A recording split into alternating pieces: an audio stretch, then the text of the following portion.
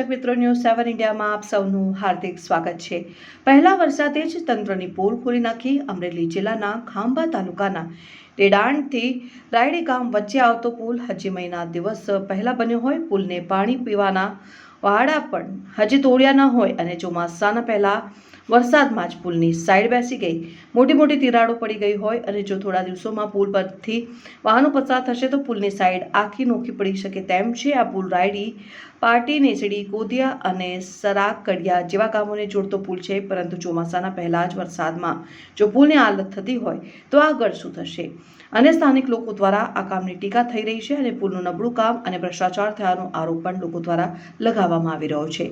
Reporter Alibhai છાંકરા। મારું ગામ રાયડી, મારું નામ અનિલભાઈ બરવાલિયા।